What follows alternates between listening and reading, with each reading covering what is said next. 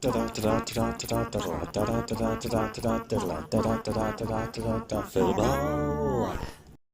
Well, hello, 'tis me, Andy Peters, and welcome to Philball Weekly, a weekly review and preview of all the goings on in Philball.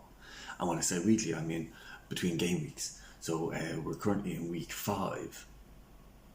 Previous week, where week 4 was the previous game. It was a hugely successful week for some teams, not so successful for others. It's really thrown the cat amongst the pigeons as far as the top of the table goes. So we're really looking for, so it's all to play for. This could be a decisive week, round 5 in Philball, and we're going to start with the Champions League. So in the Champions League, Dortmund are going to be playing Leeds. Dortmund, of course, joint league leaders with Lazio, a Lazio team who will be playing Bohemians. So both of these teams, is this the week that these teams can start to stretch away from each other? I think it is. Dortmund are playing against the Leeds side. Leeds with De Bruyne, who's fresh off a stunning debut where he scored a fantastic equaliser. And Dortmund have kept now with Kyle Walker and Sancho down that right hand side. They seem to have found a nice balance down there. It's certainly an improvement on the previous iterations of that fullback. So we'll see if Leeds, if Robertson, who was torn to shreds by Raheem Sterling in the previous game, will he be able to cope with Sancho and Walker, both doubling up on him? We'll find out this week. For Dortmund, their main concern is going to be the goals. I'm not 100% sure who's going to get those goals. Lewandowski doesn't seem to have been able to get that goal scoring touch that we all expected from him. Whereas Leeds have a multitude of strikers who can all chip in with goals and who have all proved, without Pukki, not sure whether they have goals in them, but we shall see. Moving on to Lazio against Bows. Lazio, disappointing in the last week. They were very, very dry. Nothing really exciting, nothing impressive that they could bring forward, and nothing really stood out for them. It was a fairly dull game. I was looking at the highlights. There was none. So it'll be interesting to see if they can get David Silva to get into the game a bit more. Kante, obviously best player in Philball, probably the best signing that's ever been made in Philball was that Kante deal. It seemed excessive at the time, but look where we are now. The trio, De Jong looked good.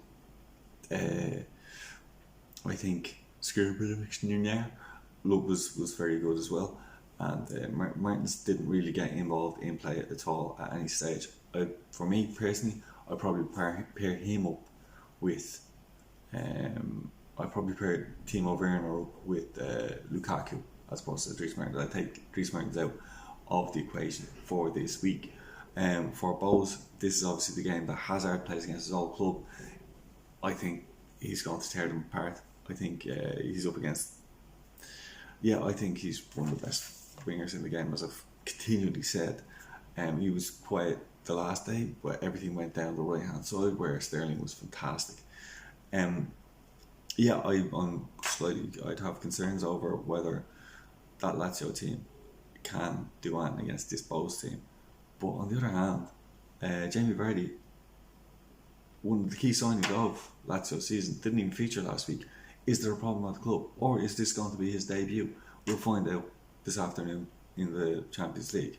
We'll move on to the Europa League. Fantastic.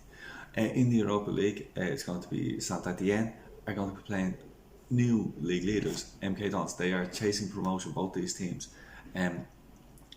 With MK Dons, the concern continues to be Ronaldo not really doing what Ronaldo's meant to be doing.